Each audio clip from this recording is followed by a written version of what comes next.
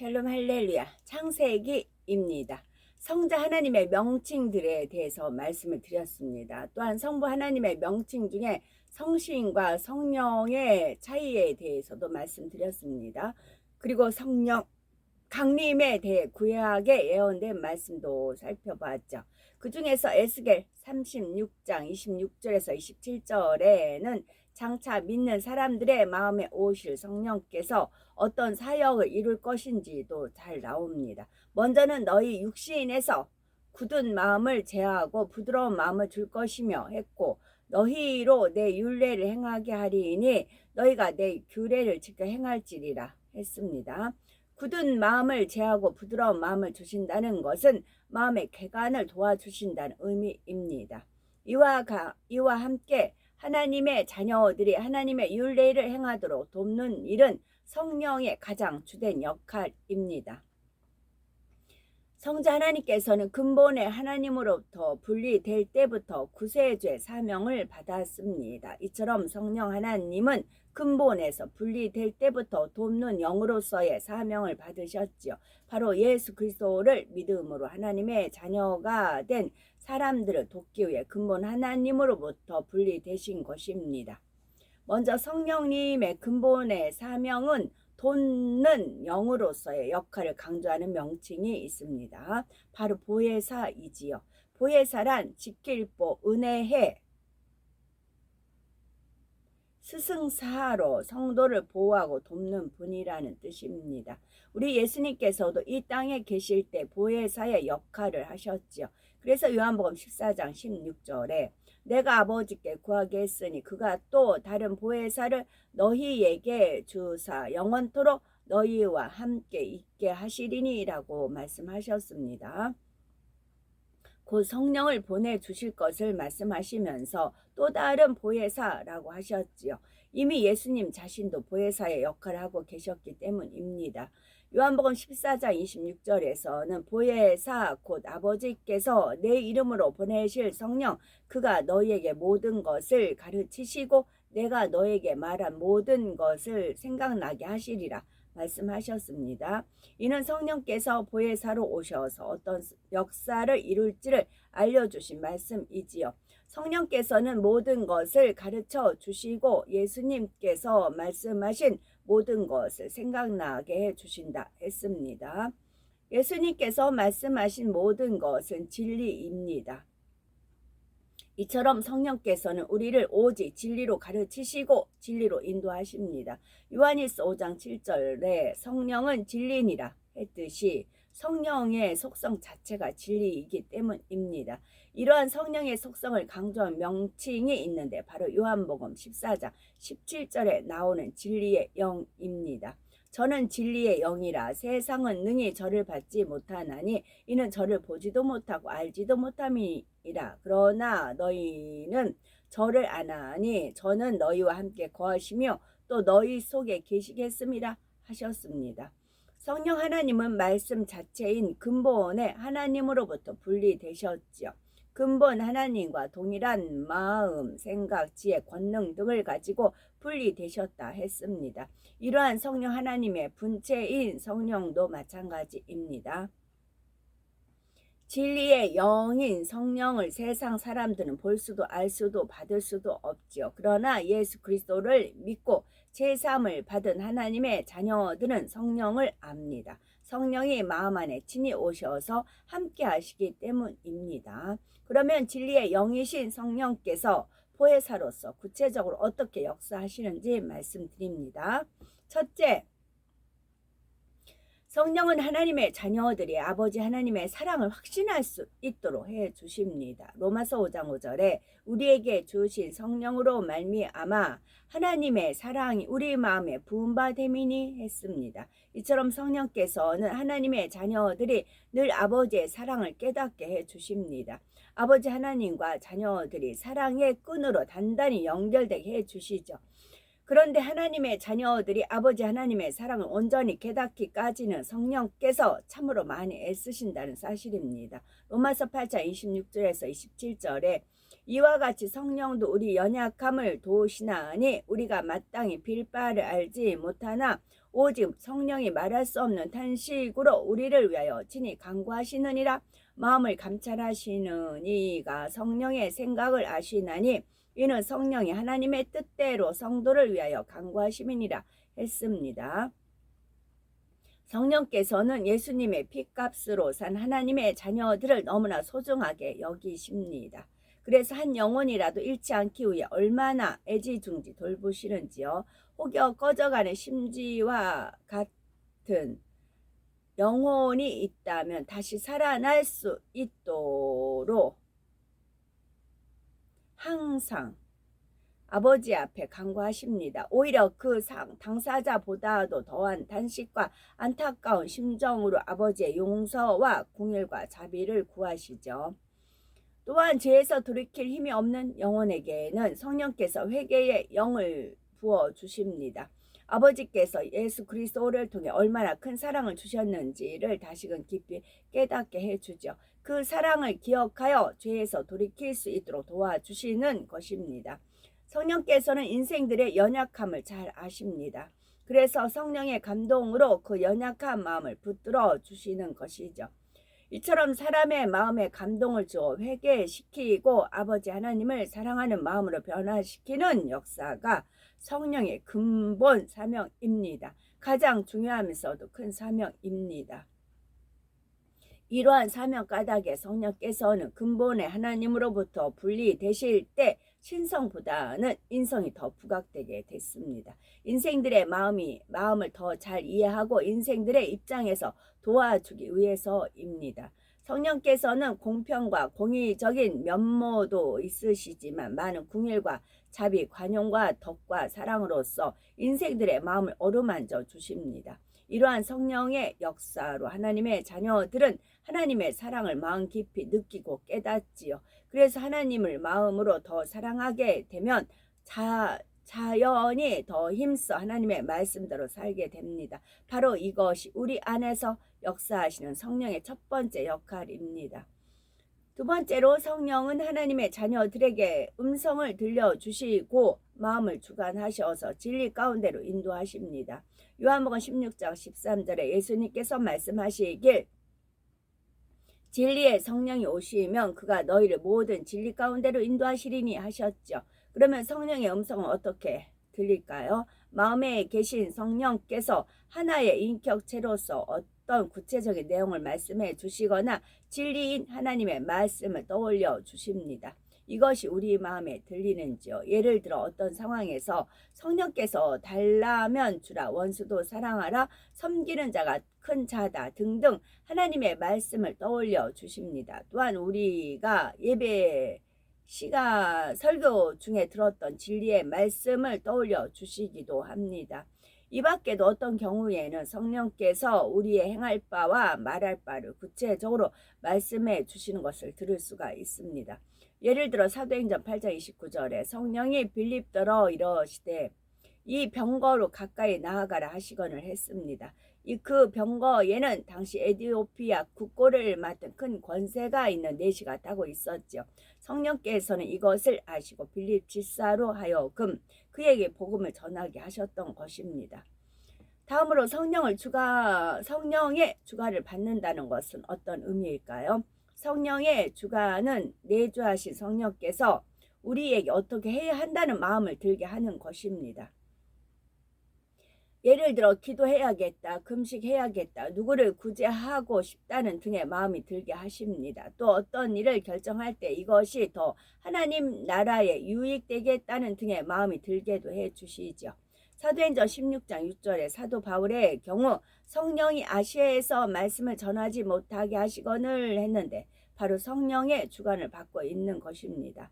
그러면 성령의 인도를 받는 것은 무엇일까요? 성령의 음성으로 들은 것이나 성령의 주관 받은 것을 우리 편에서 순종해 나갈 때 그것이 바로 성령의 인도를 받는 것입니다. 예를 들어 응답받고 싶은 소원이 있을 때 얼마 동안을 작정해서 기도해야겠다는 마음이 강하게 들었다고 합시다. 이를 성령의 주관이구나 하고 순종하여 마음과 정성을 다해 작정을 이행한다면 이것이 바로 성령의 인도를 받는 것입니다. 이처럼 성령의 음성을 듣고 성령의 주관과 인도받는 것을 종합적으로 성령과 교통한다 합니다. 그런데 이러한 성령과의 교통은 각 사람의 마음에 진리가 얼마나 있는가에 따라 교통함의 정도가 달라집니다. 비유를 들어보면 아무리 훌륭한 수학 박사님이라 해도 초등학생에게는 그에 맞는 수준만큼밖에는 가르쳐 줄 수가 없습니다. 외국어 선생님도 마찬가지이고요. 선생님은 외국어를 매우 잘한다 해도 배우는 학생들의 수준에 맞게 가르칩니다. 선생님은 학생들이 알아들을 수 있는 정도만 외국어로 말할 수 있고 학생들도 알아들은 만큼만 대답할 수가 있지요. 우리가 성령의 교통함 가운데 성령의 음성과 주관과 인도를 받는 것도 이와 마찬가지입니다. 성령께서는 우리가 이해할 수 있는 정도만 가르쳐 주시며 우리가 듣고 순종할 수 있는 만큼을 들려주시지요. 그러므로 이러한 성령의 음성을 듣고 성령의 인도를 받기 위해서는 진리인 하나님의 말씀을 듣고 읽고 깨우쳐서 마음에 새기는 것이 중요합니다. 성령께서는 사람들의 마음 안에 있는 진리를 주관하시기 때문입니다. 따라서 비진리가 존재하는 만큼은 성령의 음성을 들을 수가 없지요. 마음의 비진리가 더 많은 사람은 성령의 음성과 주관보다는 사단의 음성과 주관을 더 잘 받게 됩니다. 그러나 미세한 성령의 음성이라도 바로바로 순종하는 사람은 마음도 진리도 바로바로 바뀌지요. 진리에 순종하는 행함을 통해 믿음이 성장하는 것입니다. 밑줄 긋습니다. 진리에 순종하는 행함을 통해 진리에 순종하는 행함을 통해 믿음이 성장하는 것입니다. 진리, 순종, 행함, 믿음, 성장. 진리에 순종하는 행함을 통해 믿음이 성장. 반대는 뭘까요? 진리를 들었어요. 근데 이걸 순종을 안 해요. 그럼 믿음이 성장 안 해요. 정체됩니다. 정체되다 보면 이게 성령이 소멸을 합니다.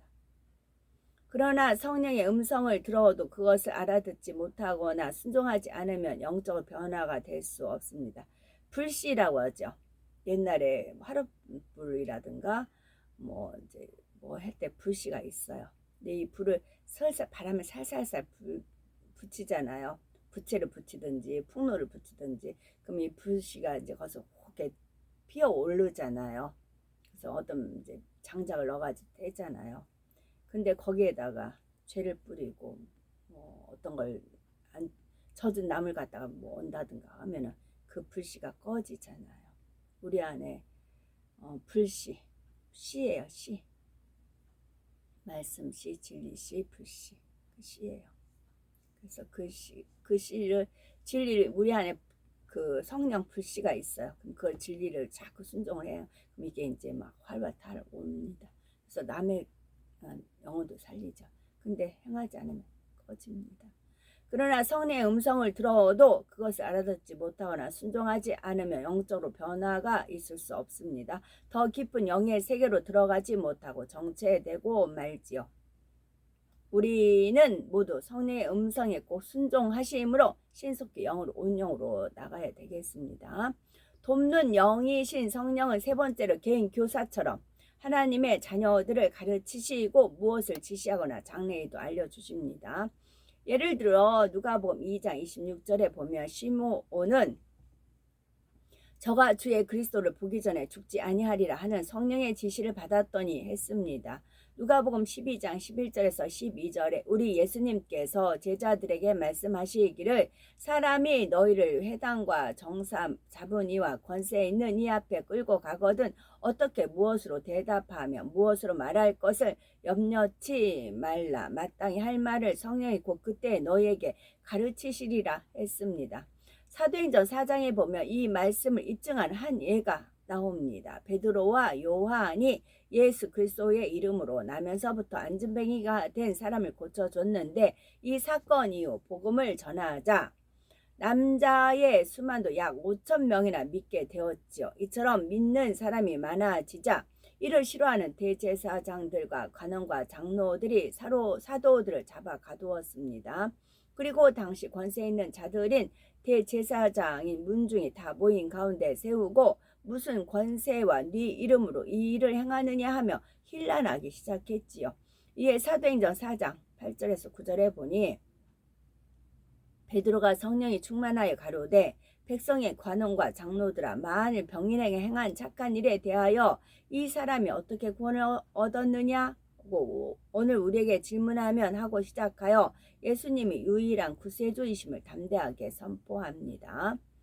사도행전 4장 10절에서 12절에 너희와 모든 이스라엘 백성들은 알라 너희가 십자가에 못 박고 하나님이 죽은 자 가운데서 살리신 나세렛 예수 그리스도의 이름으로 이 사람이 건강하게 되어 너희 앞에 섰느니라. 이 예수는 너희 건축자들의 버린 돌로서 진 모퉁이의 머릿돌이 되었느니라. 다른 이로서는 구원을 얻을 수 없나니 천하 인간의 구원을 얻을 만한 다른 이름을 우리에게 주신 일이 없음이라 했던 것입니다.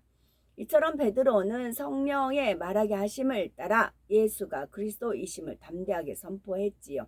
그러자 베드로와 사도들을 잡아왔던 자들은 어떻게 반응했을까요? 이어지는 사도행전 4장 13절에서 14절에 보니 저희가 베드로와 요한이 기탄 없이 말함을 보고 그 본래 학문 없는 범인으로 알았다가 이상히 여기며 또 그 전에 예수와 함께 있던 줄도 알고 또 병 나은 사람이 그들과 함께 섰는 것을 보고 힐난한 말이 없는지라 했습니다. 이처럼 성령의 능력을 힘입으면 육적으로 아무리 위협적인 상황에 처해도 담대하게 복음을 전할 수가 있지요. 사도행전 7장에 나오는 스데반의 설교나 사도행전 22장, 26장에 나오는 사도 바울의 간증 설교도 마찬가지입니다. 우리가 한번 읽어보면 알겠지만 스데반은 살기 등등한 유대인들 앞에서도 얼마나 막힘없이 담대하게 말씀을 증거하는지요. 사도 바울도 그 당시 잡힌 몸이었는데도 로마 총독과 유대의 왕 앞에서 자신이 만난 예수 그리스도에 대해서 담대하게 증거한 것을 볼 수가 있습니다. 스데반과 사도 바울은 개인의 지혜나 능력으로 이렇게 할 수 있었던 것이 아니죠. 성령의 능력과 지혜로 그처럼 담대할 수가 있었던 것입니다. 그러므로 말 주변이 없거나 내성적인 성격이라 사람들 앞에서 말하는 것이 힘든 분이 있다면 이제 아무 걱정하지 마십시오. 성령의 능력을 힘입으면 능히 스데반처럼 사도 바울처럼 담대하게 복음을 전할 수가 있습니다. 우리 자신이 하는 것이 아니라 우리 안에 계신 성령께서 역사하시도록 하면 되는 것입니다. 성령께서는 장래 일도 알려주실 수 있습니다. 요한복음 16장 13절에 그러하나 진리의 성령이 오시면 그가 너희를 모든 진리 가운데로 인도하시리니 그가 자유로 말하지 않고 오직 듣는 것을 말하시며 장래일을 너희에게 알리시리라 했습니다. 장래일을 미리 아시는 분은 오직 아버지 하나님뿐이십니다. 그리고 아버지 하나님께서는 때에 따라서 마음이 깨끗한 자녀들에게 장래일을 알려주기도 합니다. 아모스 3장 7절에 주 여호와께서는 자기의 비밀을 그종 선지자들에게 보이지 아니하시고는 결코 행하심이 없으시리라 했습니다. 성령님도 아버지 하나님과 마음이 하나이심으로 장래에 될 일도 미리 아시죠. 그래 따라서 성령과 밝게 교통하는 사람들은 장래 일을 알 수가 있습니다. 넷째로 성령은 돕는 영으로서 각 사람의 그릇에 맞게 은사와 권능을 주십니다. 먼저 은사란 값없이 주시는 은혜의 선물로서 고린도전서 12장 8절에서 10절에 보면 성령의 9가지 은사가 나오죠. 지혜의 말씀의 은사, 지식의 말씀의 은사, 믿음의 은사, 병 고치는 은사, 그리고 능력 행함과 애원함과 영들 분별함, 각종 방언 말함과 방언 통역함이 그것입니다. 이러한 은사들은 하나님의 선물이므로 구하는 사람이 합당한 마음그릇을 준비하면 일시적으로 또는 지속적으로 주어집니다. 그런데 권능은 좀 차원이 다르죠. 사도행전 1장 8절에 보면 오직 성령이 너희에게 임하시면 너희가 권능을 받고 예루살렘과 온 유대와 사마리아와 땅 끝까지 이르러 내 증인이 되리라 했습니다. 그런데 권능은 예리한 칼과 같아서 선하게 사용할 수 있는 사람에게만 허락해 주시죠. 권능을 받으면 죽을 것을 살릴 수도 있고 천기를 움직일 수도 있습니다. 영적으로 어마어마한 권세와 능력이 함께 따르지요.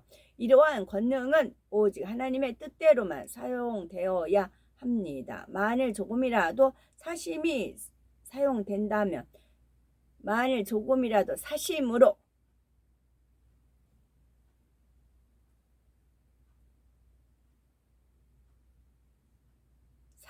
사용된다면 이 세상은 매우 혼란스러워질 것입니다. 그러므로 권능은 하나님의 뜻에 온전히 순종하는 사람에게만 주어지지요. 또한 선한 마음으로 아무리 순종 잘하는 사람이라도 그냥 주어지는 것이 아닙니다. 불같은 기도를 무수히 쌓았을 때 주어집니다. 주님처럼 영혼들을 뜨겁게 사랑하고 하나님의 나라에 헌신적인 사람은 권능의 필요를 절실하게 느낍니다. 하나님의 나라는 말에 있지 않고 능력에 있음을 깨닫죠. 그래서 간절히 뜨겁게 구할 수밖에 없습니다. 이러한 사랑의 기도, 믿음의 기도가 공의가 정한 성까지 채워지게 되면 성령께서 비로소 권능을 허락해 주십니다. 이렇게 한번 주어진 권능이 있고요. 그 마음이 변개하지 않는 영의 사람에게만 권능이 주어집니다. 성령의 일컫는 명칭 중 마지막 하나는 바로 갈라디아서 4장 6절에 나오는 아들의 영입니다. 너희가 아들인 고로 하나님의 그 아들의 영을 우리 마음 가운데 보내서 아바 아버지라 부르게 하셨느니라 했습니다. 성령 하나님도 성장 하나님처럼 근본 하나님으로도 분리되셨죠. 이 최초의 영의 분리 이후 근본의 하나님은 아버지 하나님이 되셨고 성자 하나님과 성령 하나님은 격이 되셨죠. 따라서 성령 하나님의 가장 근본적인 주기는 아버지 하나님의 아들이심을 갈라디아서 4장 6절의 아들의 영은 바로 성령 하나님의 영인 성령을 가리킵니다.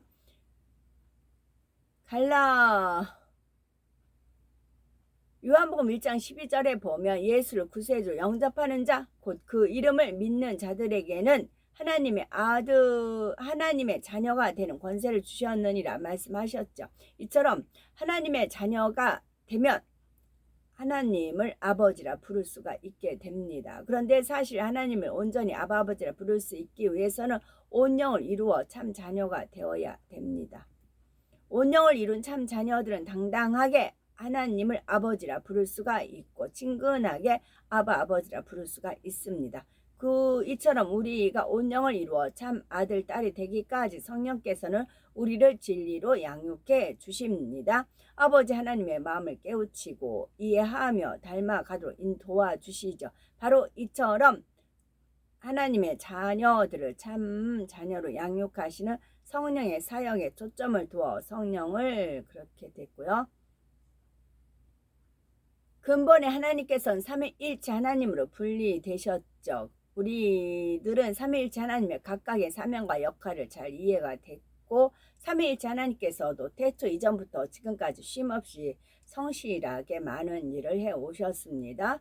다윗은 시편 36편 5절에 하나님의 성실하심이 공중에 사무쳤다고 찬송하는 것을 볼 수가 있습니다. 시편 121편 4절에 이스라엘을 지키시는 자는 졸지도 아니하고 주무시지도 아니하시리로다 했습니다. 삼위일체 하나님께서는 참으로 오랜 세월 변함없는 성실함으로 각각의 사명과 역할을 감당해 오셨습니다. 오직 참사랑을 주고받을 수 있는 참 자녀를 얻기 위한 일념으로 그리하셨습니다. 우리 모두도 마음의 할례를 변함없이 성실하게 해나가야 되겠습니다. 그래서 아버지 하나님의 기쁨이 되는 참 자녀로 나오시기 바랍니다. 여기서 아버지라는 말 나오니까 옛날에 그 임금이 있고 우리나라 조선시대 보면 이제 공주, 옹주들 이렇게 쭉 자녀들이 있잖아요. 임금의 자녀들 있잖아요. 그 임금을 뭐라고 아바마마, 어마마마, 아바마마 그러잖아요. 아바마마 이제 그러잖아. 그래서 아바 아버지 할 때 아바바바 이렇게 할 때 아바마마 그런 어휘가 유사합니다. 아멘.